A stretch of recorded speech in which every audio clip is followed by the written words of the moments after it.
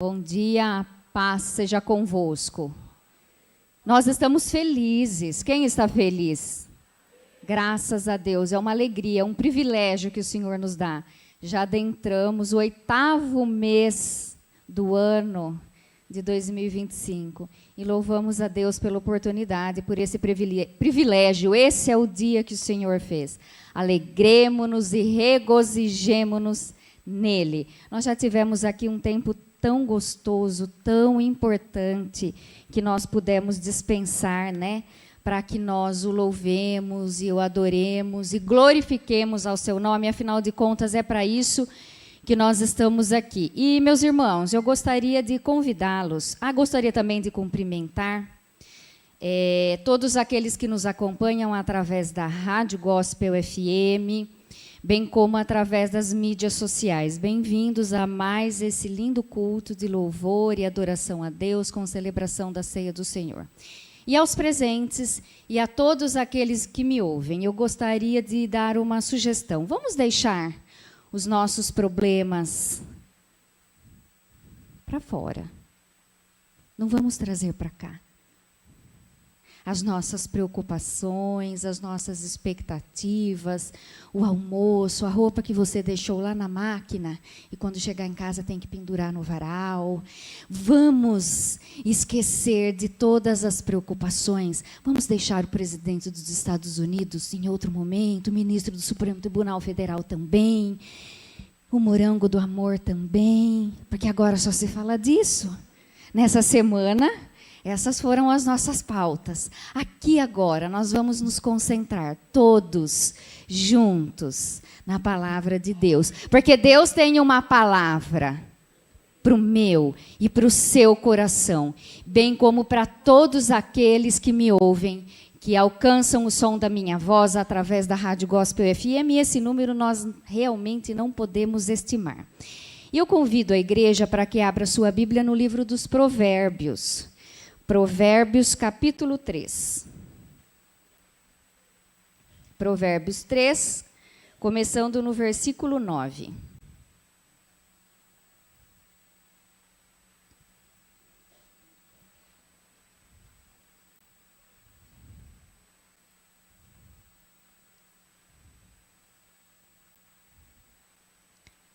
Provérbios 3, 9. Está escrito assim: honre o Senhor com os seus bens e com as primícias de toda a sua renda, e os seus celeiros ficarão completamente cheios, e os seus lagares transbordarão de vinho. Fiquemos por aqui. Fale com Deus agora. Peça para que Deus fale ao seu coração. Senhor, meu Deus e meu Pai, nós te agradecemos, Senhor, pela tua sublime e santa presença no nosso meio. Pedimos que o Senhor fale conosco agora. Pedimos, ó Pai, pela tua graça, que o Senhor use a minha vida para falar com as nossas vidas. Eu empresto agora, Senhor, essa frágil instrumentalidade que sou para o teu serviço, para a tua glória, que da minha boca não saia nada que não venha da sua parte, ó Pai, para o nosso crescimento, para a nossa edificação, bem como para a nossa correção. E tudo quanto for feito aqui, seja para a honra do Pai, do Filho e do Espírito Santo. Amém. Amém. Graças a Deus. Podem se assentar.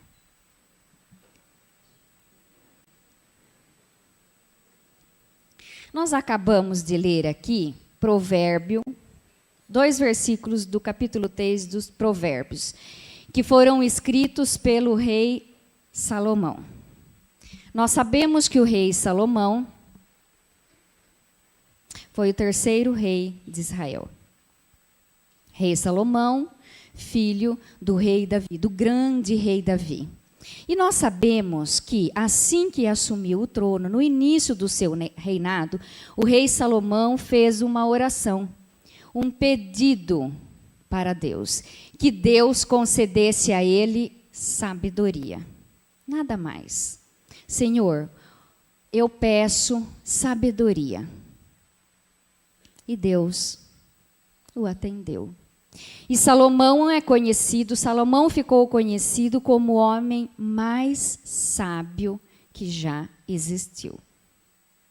E o rei Salomão foi um homem, um rei muito poderoso, que expandiu em muito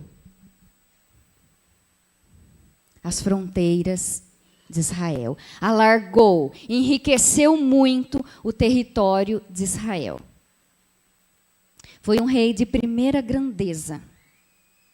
Um rei cheio de autoridade, dotado de sabedoria, de glória e de poder. E se fez conhecer em todo o mundo através do seu reinado. E nós sabemos, lembrando, irmãos, que estamos tendo culto infantil. Então, se quiserem, né, os pais, se quiserem levar as crianças para o culto infantil, podem levá-los. Devem, né? Inclusive, eu sugiro que levem as crianças de 3 a 9 anos para o culto infantil. E aqui o rei Salomão fala a respeito de uma administração financeira sensata. E nós precisamos entender que a palavra de Deus, a Bíblia, trata de todos os assuntos. Inclusive em relação à administração financeira, inclusive em relação aos recursos. E aqui o rei Salomão escreveu, usado pelo próprio Deus, num livro dos Provérbios. E Deus, com toda a grandeza, com toda a sabedoria, Deus usou de várias formas para nos ensinar. Deus nos ensinou através da história, Deus nos ensinou na sua palavra através da lei, Deus nos ensinou através dos salmos, através dos hinos, através dos cânticos, através das parábolas e através também dos provérbios. Os provérbios são um método de ensino muito eficaz, muito simples e muito eficaz. Entretanto, nós precisamos entender que os provérbios e tudo que há na Bíblia não é apenas fonte de informação. Não é apenas para nós conhecermos. Nós precisamos conhecer e aplicar todo o conteúdo da palavra de Deus. Portanto, nós precisamos e iremos hoje entender os provérbios, esses destacados, e aplicarmos à nossa vida. E o tema da mensagem de hoje é a respeito do solo mais fértil do mundo, que é sobre isso que o rei Salomão está aqui nos ensinando. Qual que é o solo mais fértil do mundo? Nós sabemos que Deus... Irmãos, antes disso, vamos pensar como que nós nos enganamos a nós mesmos em relação às finanças. Como nós somos enganados por nós mesmos em relação aos nossos recursos financeiros. Aqueles que estão aqui na catedral, bem como aqueles que me ouvem. Vocês usam cartão de crédito? Eu uso. Nós nos enganamos tanto e nós nos fazemos muitas vezes de bobinhos. Acompanhe comigo. Você vai fazendo as compras, pagando no cartão. Vai fazendo os pagamentos no cartão. Depois que você gasta, quando chega a fatura, é que você vai se situar e ver quanto é que você gastou. Meu Deus. E o pior, e quando você percebe que você consegue pagar a fatura, o que a gente pensa? Tô rico. Consegui pagar a fatura, tô rico. Não é assim. Nós nos enganamos tanto em relação às nossas finanças. E nós nos enganamos e nós nos sabotamos muitas vezes em relação aos recursos financeiros que Deus coloca nas nossas mãos. Nós precisamos entender que a Bíblia diz que tudo é dele. E ele é o dono do ouro e da prata. Ele é dono de tudo. E ele concede para nós os recursos financeiros. Entenda, se você trabalha, se você adquire os bens com fruto do seu trabalho, com o suor do seu rosto, é porque Deus te deu saúde, é porque Deus te deu força, é porque Deus te deu disposição. Por si só, nós não adquirimos nada, por si só, nós não conseguimos nada. Tudo vem dele, tudo vai para ele. Mas nós nos enganamos. Nós achamos que os nossos recursos, que os nossos bens são nossos.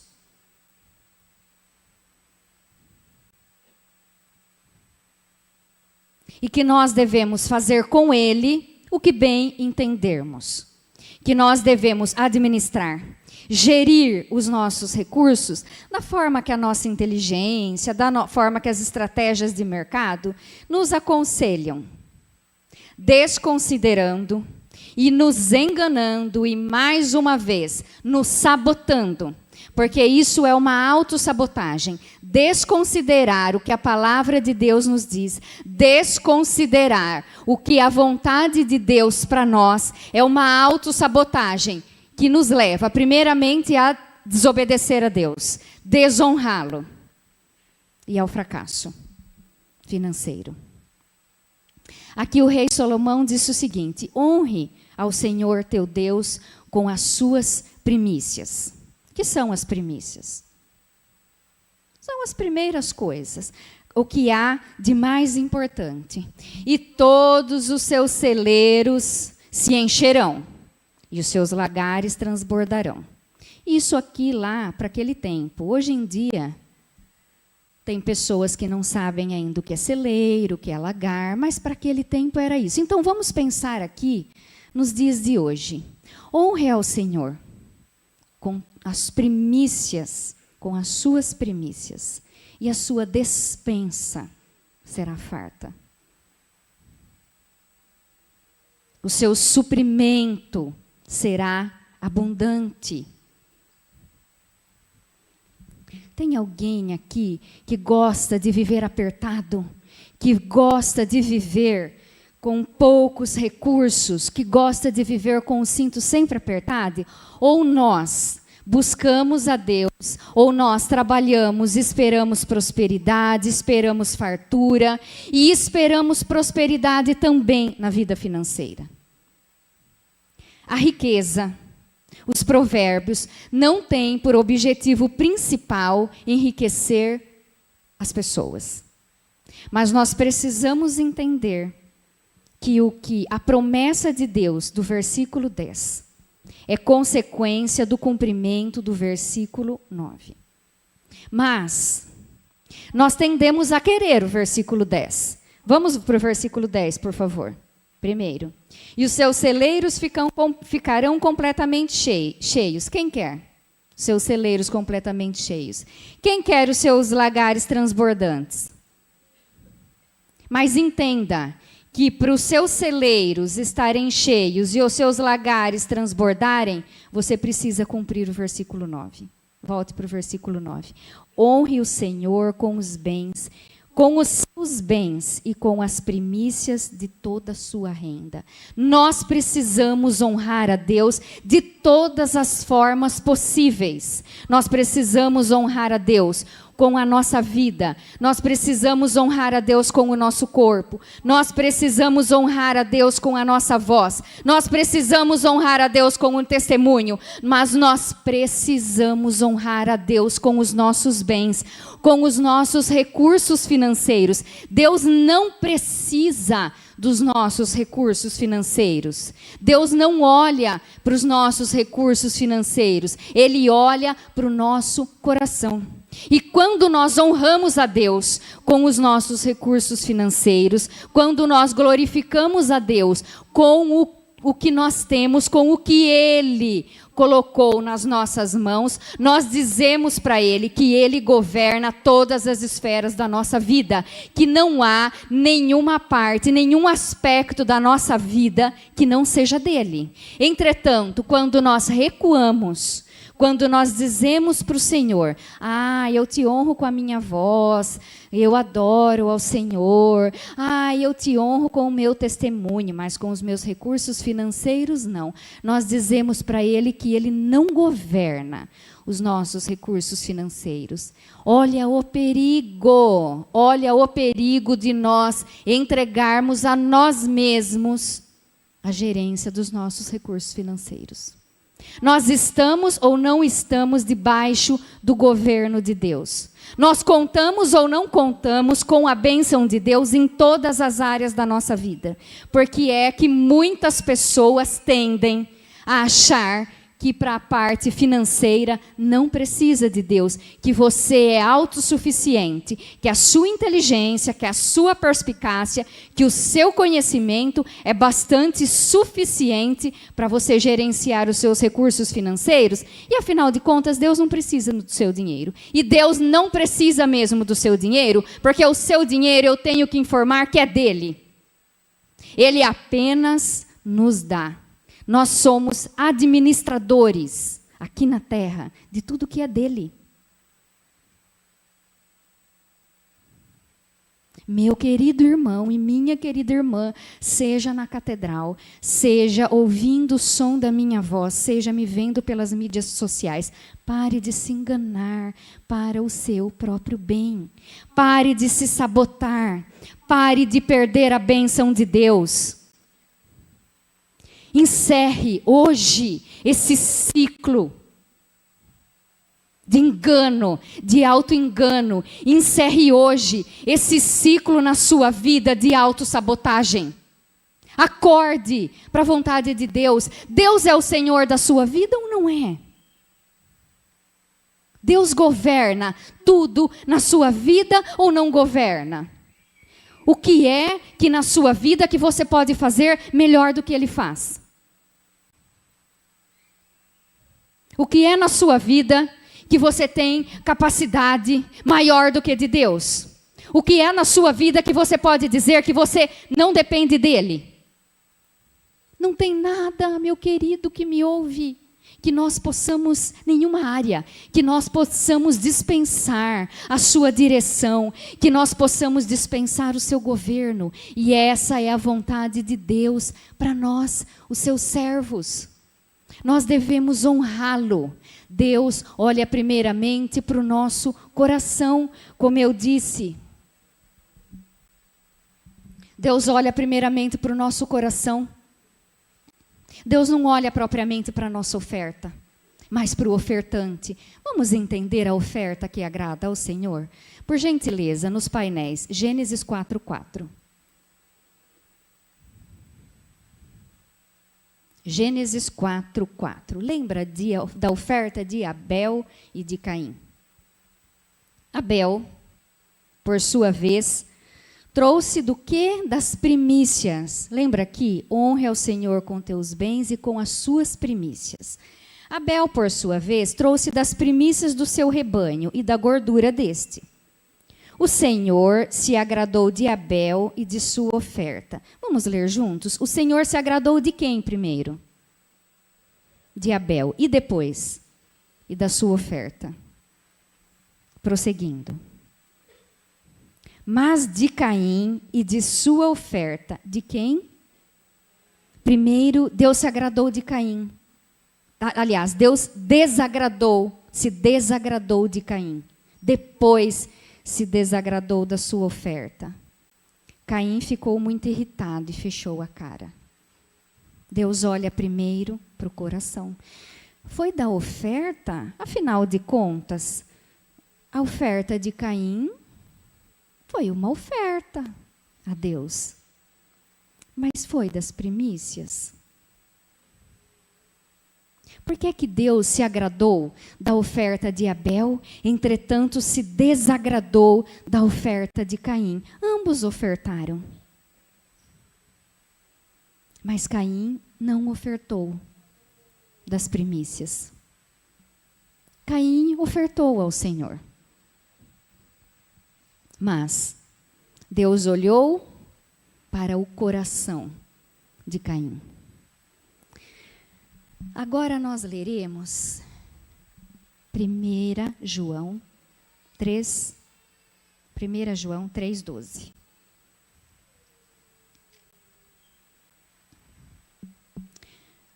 João 3,12. Nós, olha o que o apóstolo João escreveu lá no finalzinho da Bíblia, a respeito de Caim. Não sejamos como Caim, que era do maligno e matou seu irmão. E por que matou? Porque as suas obras eram más e as do seu irmão eram justas. Caim foi do maligno. Caim está descrito no Novo Testamento como alguém do maligno. E as suas obras não foram boas.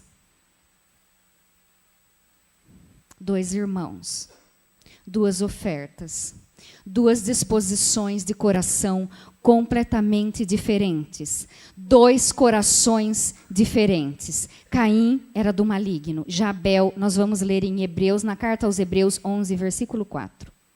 2 irmãos, 2 ofertas, 2 corações distintos. Irmãos, e eu fico emocionada. Hebreus 11 está falando de quem? Galeria dos heróis da fé. E aqui na galeria dos heróis da fé, nós não encontramos alguém que era do maligno. Nós encontramos Abel.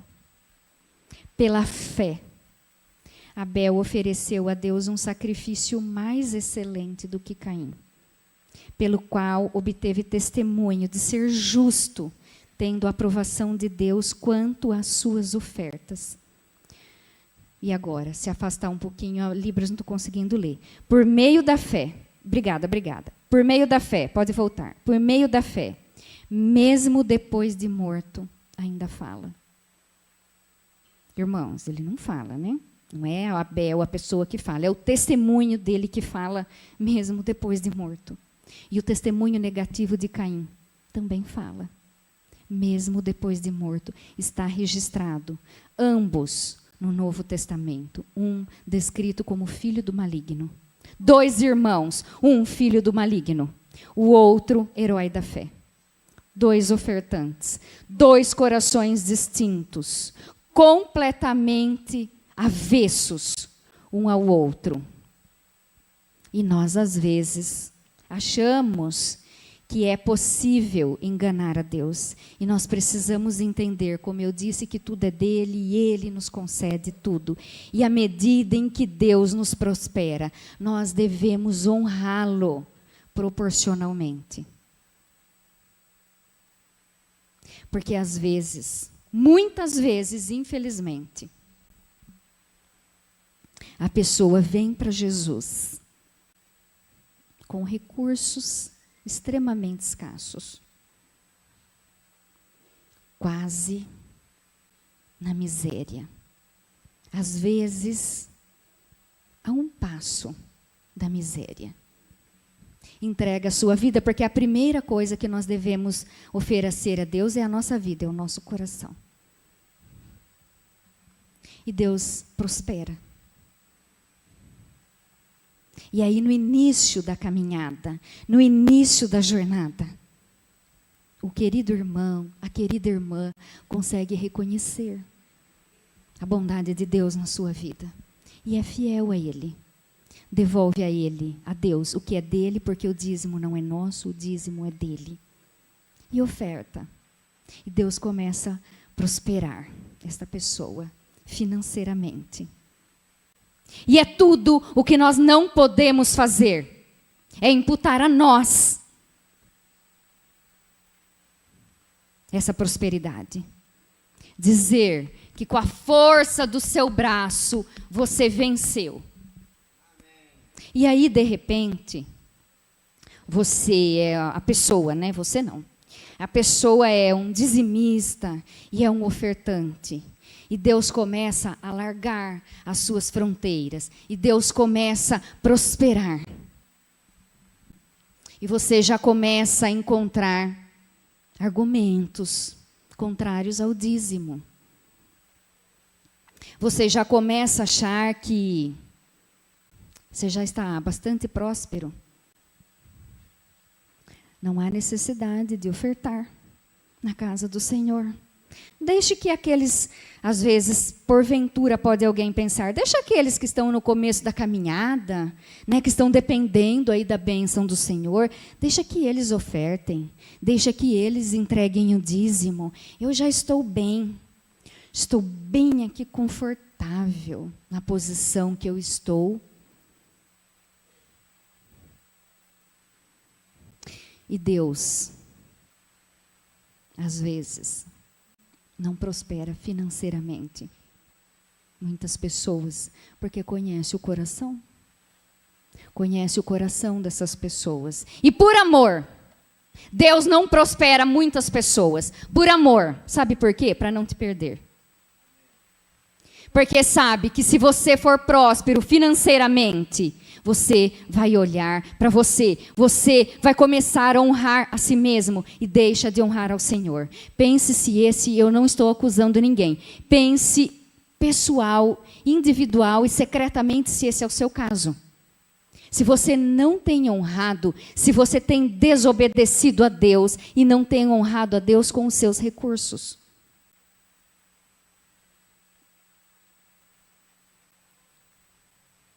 Deus não precisa do seu dinheiro. Mais uma vez eu repito.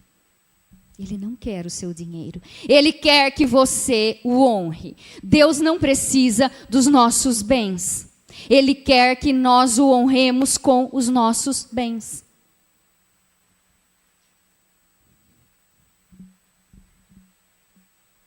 Lembra do jovem rico?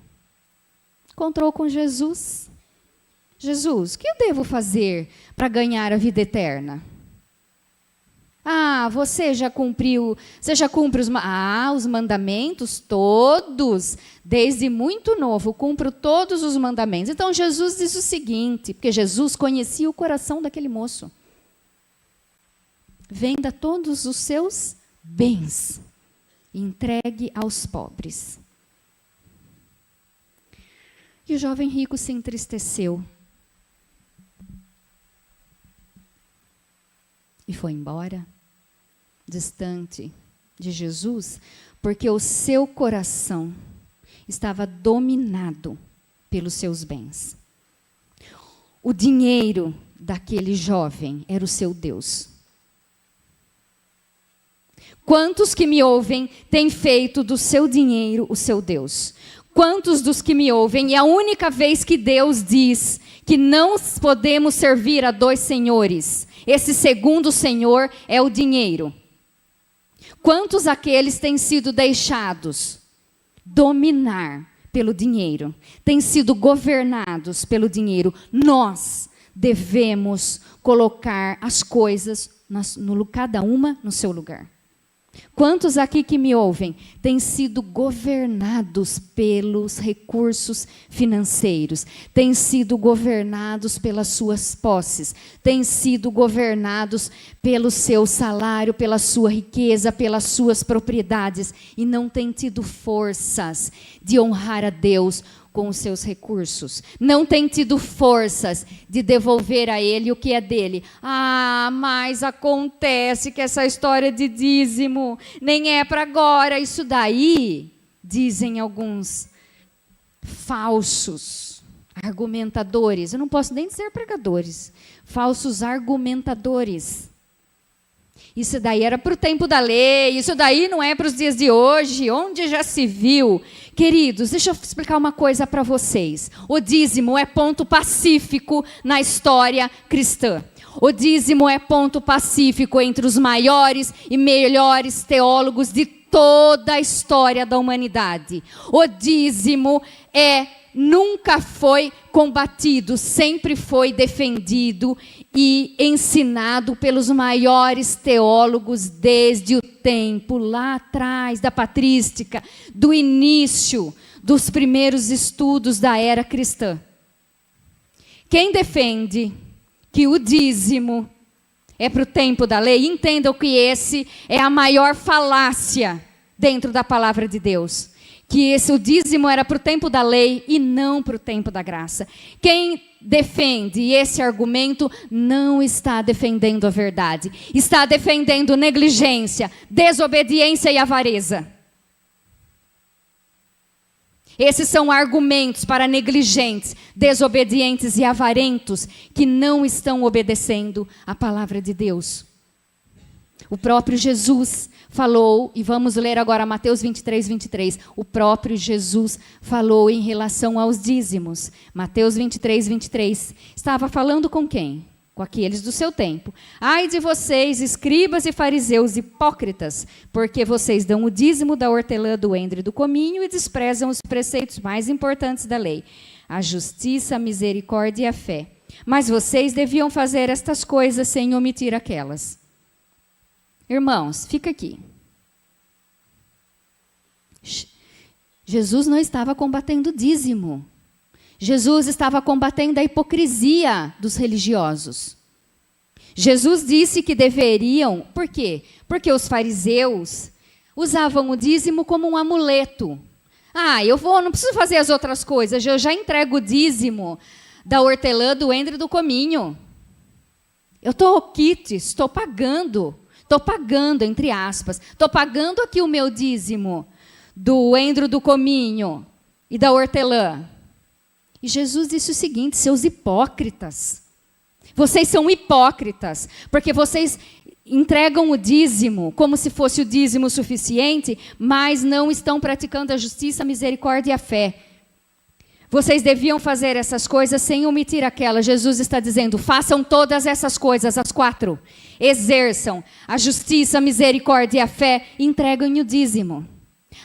Mas isso daí era aqui, para o tempo da lei. Porque vocês já perceberam que o apóstolo Paulo nem falou nada sobre o dízimo? Escuta aqui, desde quando Jesus precisa ser referendado por alguém? Desde quando o apóstolo Pedro, o apóstolo Paulo, qualquer um, precisa referendar a palavra de Jesus? Jesus disse, Jesus ensinou e está dito, é bastante, é suficiente. Nós não precisamos esperar que alguém, um outro, referende palavras de Jesus. A palavra dele é bastante, a palavra dele foi clara, foi objetiva, direta e suficiente. Nós precisamos fazer as 4 coisas. Mas isso era para o tempo da lei. Então tá bom, então é para o tempo da lei? Não é para o tempo da lei? É ou não é para o tempo da lei? Então nós não precisamos do dízimo, porque era lá do tempo da lei. Então, irmãos, nós não precisamos de justiça mais. Também não precisamos de misericórdia. Também não precisamos de fé. É isso? Jesus disse, pratique todas essas coisas, sem omitir nada. Quem quer justiça para si? Quem quer misericórdia?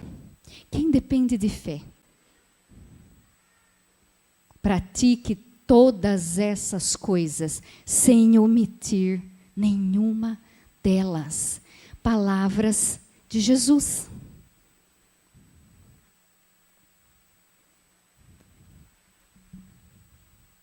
O dízimo é muito mais do que proporcionalidade. Dízimo é disposição do coração. Será que nós poderíamos dar mais para Deus do que Ele nos deu? É possível entregarmos mais a Ele do que Ele nos entregou?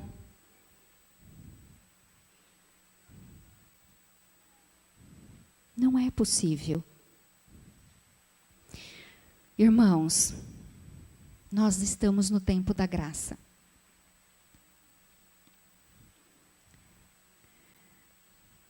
Nós deveríamos devolver o dízimo, deveríamos ofertar com muito mais alegria, em muito maior abundância do que no tempo da lei. Mas as pessoas ficam encontrando desculpas, artifícios mentirosos, fraudulentos e, mais uma vez, autossabotadores. Se no tempo da lei deveríamos entregar muito mais. E seja honesto. O dízimo não é do tempo da lei. Sejamos honestos. Vocês já ouviram falar de honestidade intelectual? Seja honesto intelectualmente consigo mesmo. O dízimo é muito antes da lei. 400 anos antes da lei, Abraão já entregou o dízimo para Melquisedeque, um tipo de Cristo. O dízimo não é da lei. O dízimo é antes da lei, é na lei e é na graça. Por que que muitas pessoas estão vivendo com os olhos fixos em 10%? Como se os 10% do dízimo, porque dízimo significa 10ª parte ou 10%. Está escravo daqueles 10%. E os 90%? Sai voando. Sai voando e a pessoa não sabe para onde foi. Porque ela está lá, ó. 10% vai fazer falta, vai fazer falta. Se eu entregar esse 10% vai fazer falta. Pode ter certeza que vai fazer falta.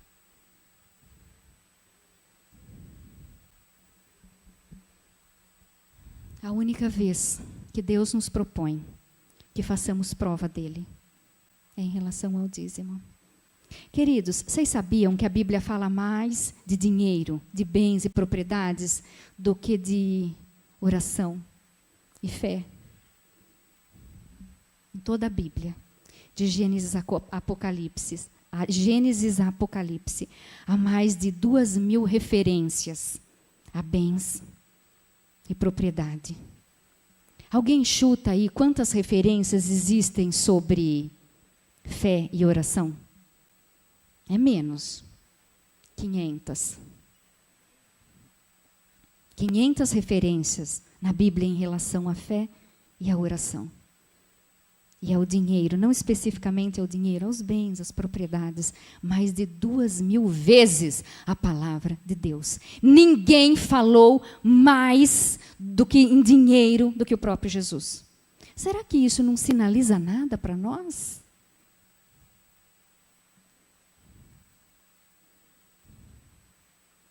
Que não sejamos escravos, servos do dinheiro.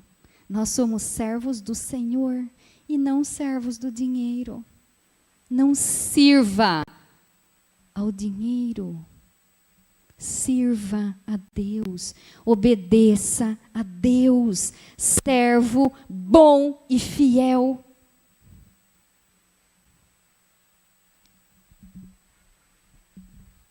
Dízimo é fidelidade e proporcionalidade. Não existe fidelidade parcial.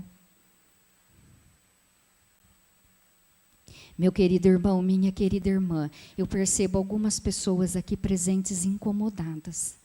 E eu glorifico a Deus. Glorifico a Deus, porque os que estão incomodados é sinal que Deus está falando com você. Eu glorifico a Deus, porque a palavra de Deus está alcançando o seu coração. Se você está sendo corrigido nesta manhã, louve a Deus, porque o pai só corrige o filho que ama.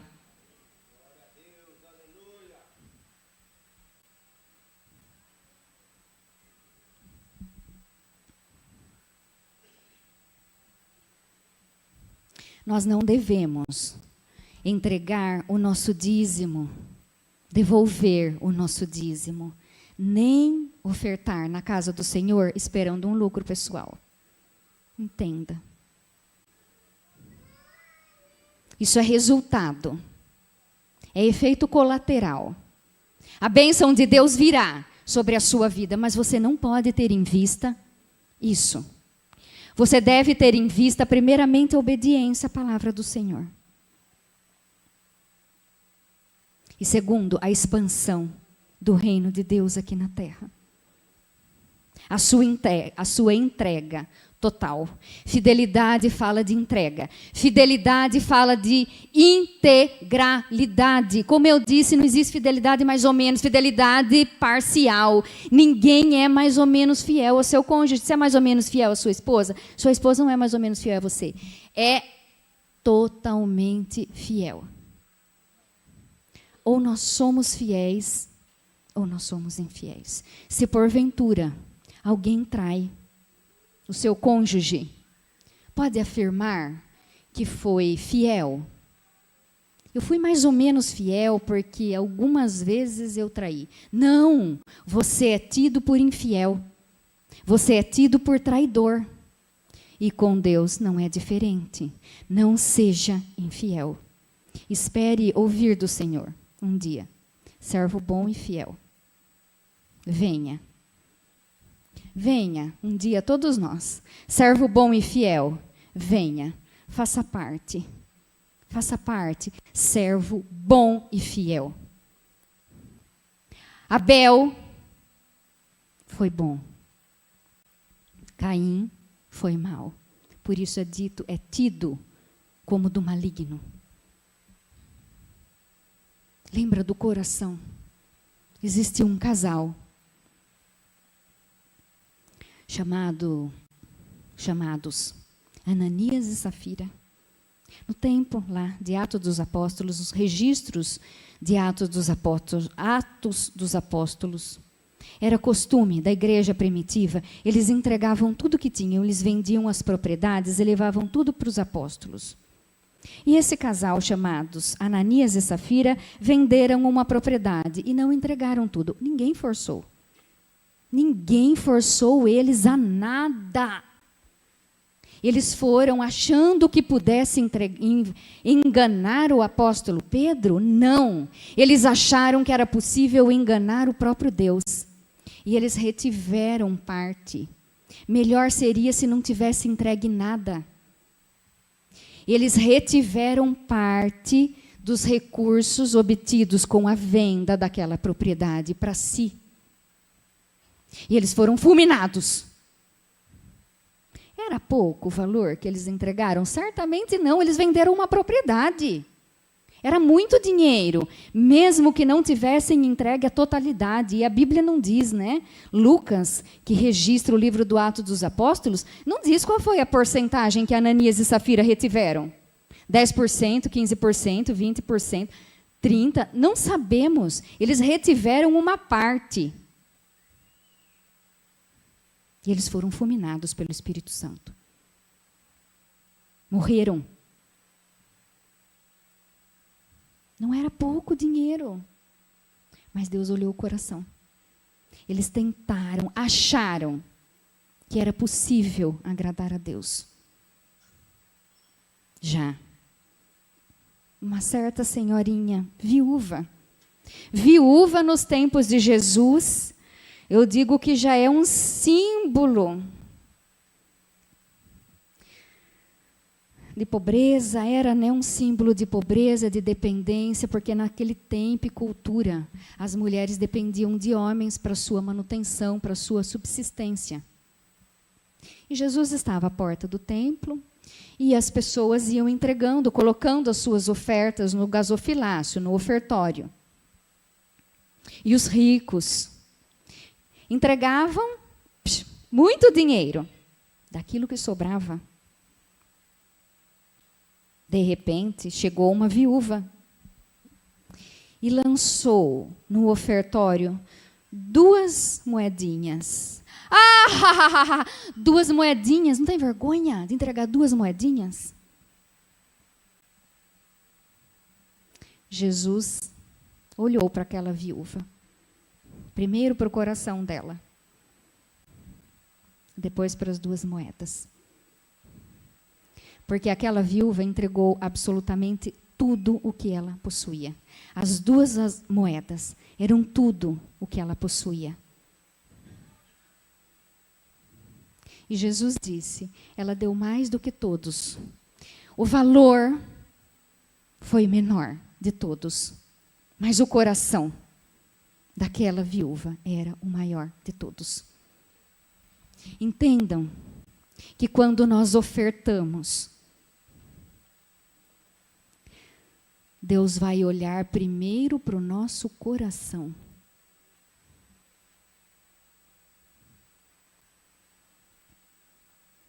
Talvez alguém que receba, vamos colocar aqui bem alto, vai? 30 mil reais. 30 mil reais por mês. E você oferta na casa do Senhor? Oferta. 300 reais.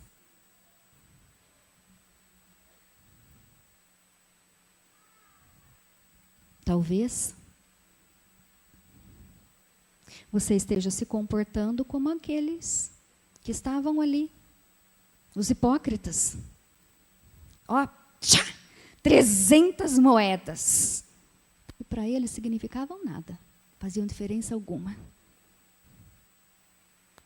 Já para aquela das 2 moedas, representou tudo o que ela possuía.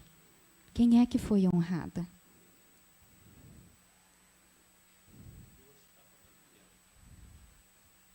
Nós falamos dela até hoje. Aquela viúva, pobre, é modelo de grandeza. Aquela viúva pobre é modelo de amor. Aquela viúva pobre é modelo de integralidade. Aquela viúva pobre é modelo de inteireza. É modelo de adoração. É modelo de como honrar a Deus com seus bens. Não eram os ricos, não foram os ricos, não são os ricos que nos servem, que colocavam lá o que sobrava. Eles não são modelos para nós. Modelos para nós era pobre, que entregava tudo. E eu não estou sugerindo aqui que aquele que me ouve entregue tudo, se despoje de todos os seus bens, a não ser que Deus fale com você. E eu entendo que muitas pessoas, dentro e fora da igreja, têm aversão ao assunto de dízimos e ofertas por causa do abuso que existe dentro da igreja. Um abuso por parte de pregadores que tentam fazer da palavra de Deus como se fosse uma mercadoria. Como se você pudesse barganhar bênçãos com Deus. E não é em relação a isso que se trata. Não é isso que a palavra de Deus nos ensina. Existe sim, e nós temos que reconhecer isso. Existe sim um abuso dentro de igrejas evangélicas. Uma extorsão da fé. Por parte de muitos pregadores que visam lucro pessoal. Existe sim, nós não negamos, não quero aqui falar de ninguém, não tenho direito de apontar ninguém, mas nós não podemos tentar fechar os nossos olhos para essa triste realidade. Nós não podemos transformar a palavra de Deus numa mercadoria, porque ela não é. Nós precisamos entender e obedecer a palavra de Deus. E entender que nós devemos sim honrar a Deus com os nossos bens. Em obediência à palavra de Deus. Não barganhando bênçãos. Porque Deus não precisa da nossa oferta, do nosso dízimo para nos abençoar. Deus não precisa do nosso dízimo, da nossa oferta para nos prosperar. Ao mesmo tempo que existem esses exploradores da fé alheia, estelionatários da fé, lamento dizer dessa forma, estelionatários da fé. Existem aqueles que se omitem, não ensinando a palavra de Deus na integralidade. E tem vergonha de falar de dízimo e de oferta.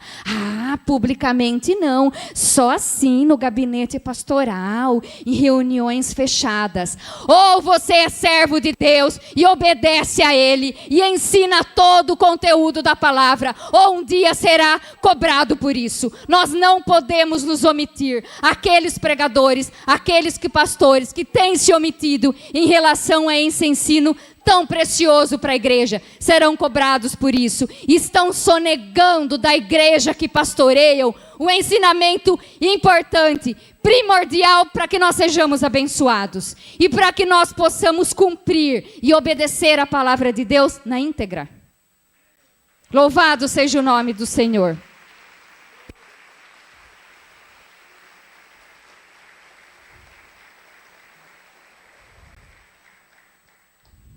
Nós não podemos amar as dádivas de Deus mais do que o próprio Deus. Se nós estamos sendo abençoados, se nós estamos prosperando, é porque Ele está nos dando.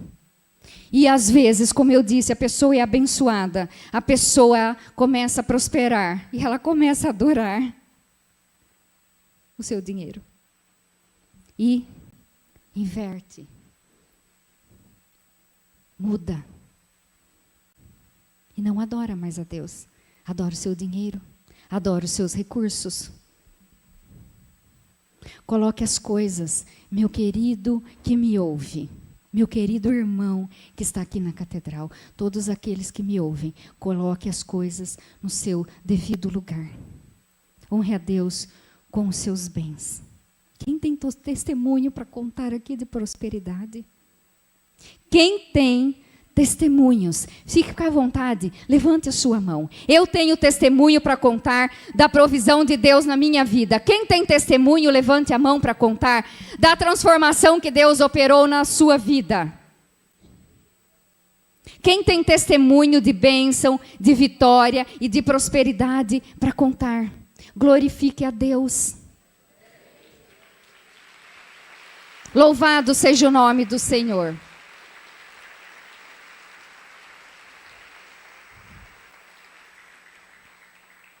Não se permita mais ser enganado com essa história de tempo de lei. Nós estamos no tempo da graça. Preste bastante atenção, irmãos. Olhem aqui para mim. Todo mundo aqui para mim. Nós estamos no tempo da graça. Graça, entenda, é ausência de mérito.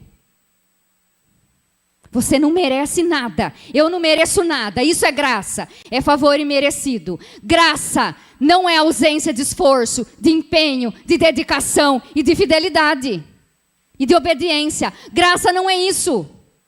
Graça significa só que nós não merecemos. Mas significa que, apesar de nós não merecermos, Ele nos deu. E porque Ele nos deu, nós obedecemos. E porque Ele nos deu, nós nos empenhamos. Nós desenvolvemos a nossa caminhada com Deus. Nós falamos o mês passado, lembra da força? É preciso de força para entrar no reino. Ué, mas não é tempo da graça? Sim, mas Jesus disse que a porta é apertada e o caminho é estreito. Aliás, a porta é estreita e o caminho é apertado. Irmãos, é muita coisa aqui, viu? Às vezes, tico e teco dá. O mês passado ainda a Lucy disse assim, como é que você vai, vem para cá, vai para lá, e vai e volta e não se perde. Eu falei, se eu me perco. Você que não sabe.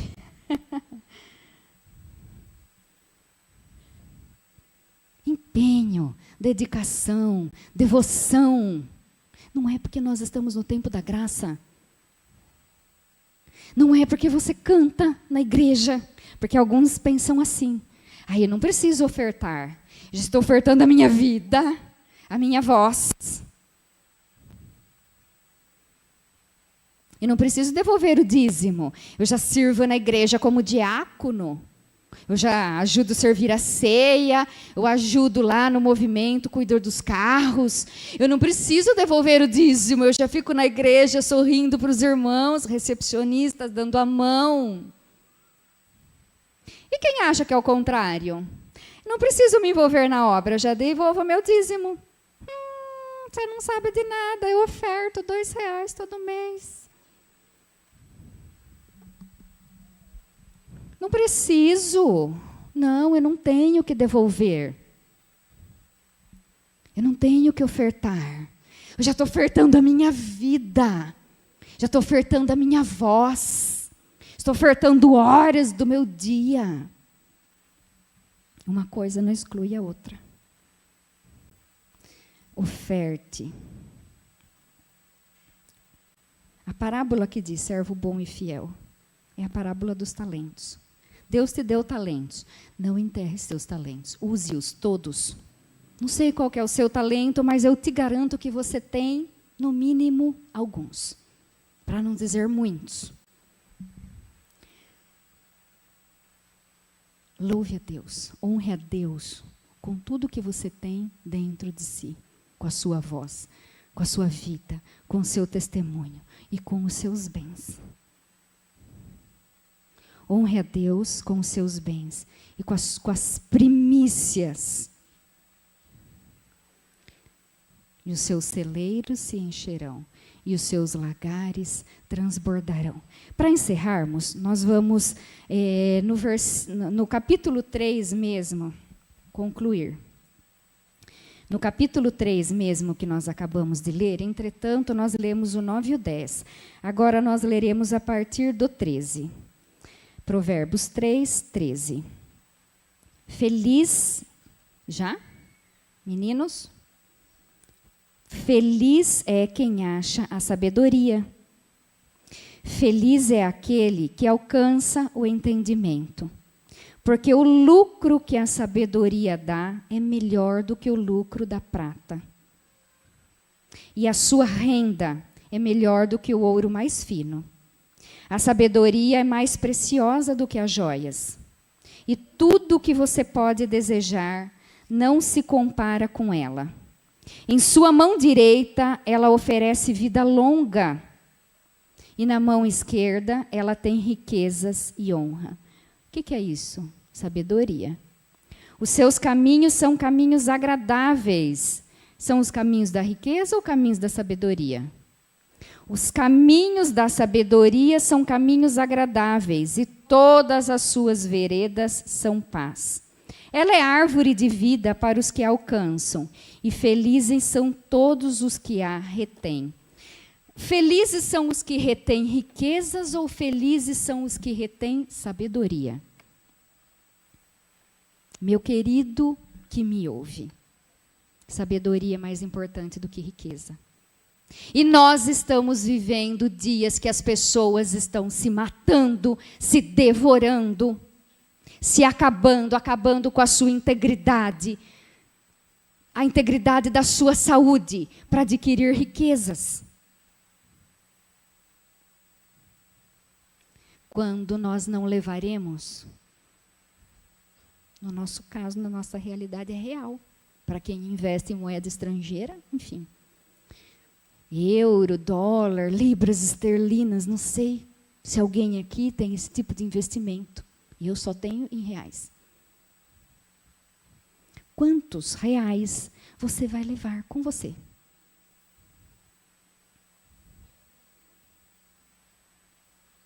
Nada. Lembra no tempo da pandemia? A pandemia levou tantas pessoas amadas e queridas, pobres e ricos. O dinheiro de milionários não pôde fazer nada. No tempo da pandemia, um banqueiro no nosso país morreu. E a filha dele fez uma declaração muito triste, eu me compadeço. Ela disse o seguinte: meu pai amealhou tantos recursos, meu pai nos deixou um patrimônio vasto, e meu pai foi levado, perdeu a vida por aquilo que nós temos de graça, que é o oxigênio. Ele morreu por falta de oxigênio.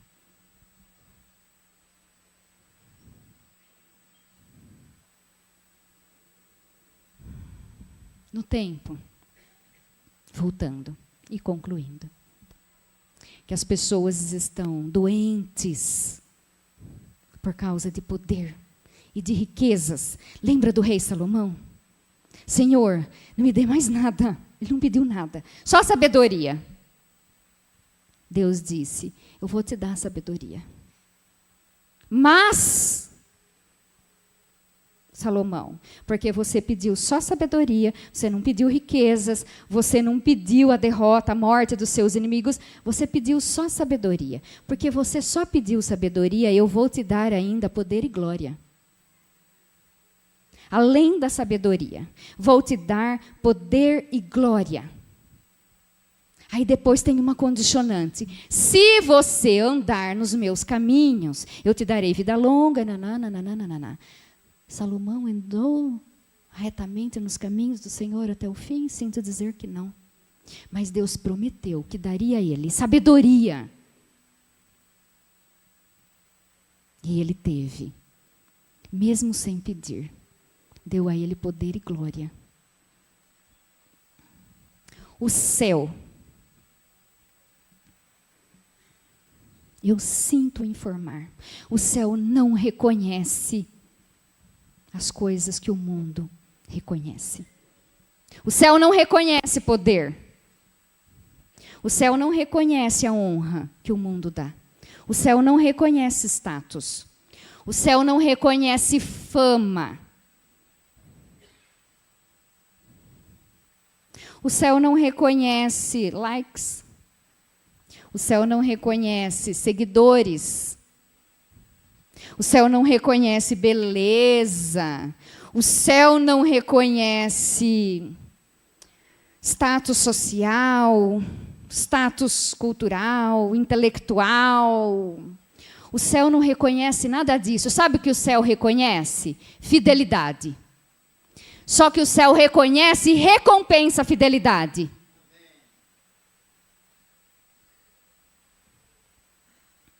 Como meu querido quer ser reconhecido no céu.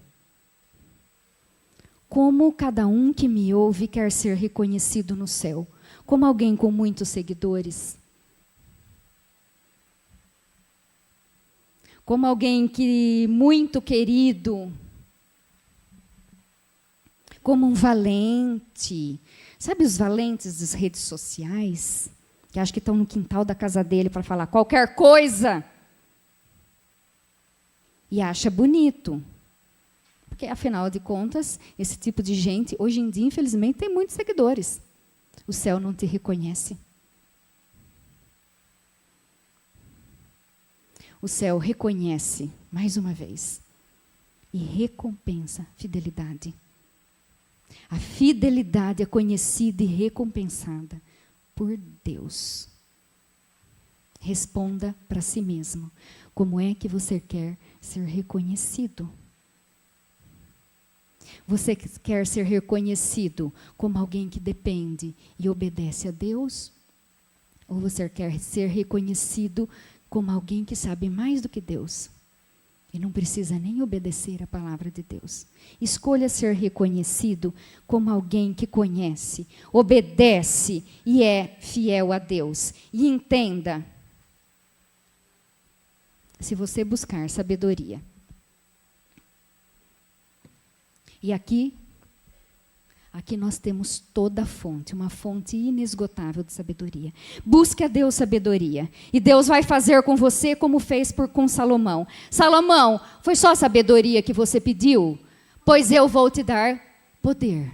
Pois eu vou te dar glória.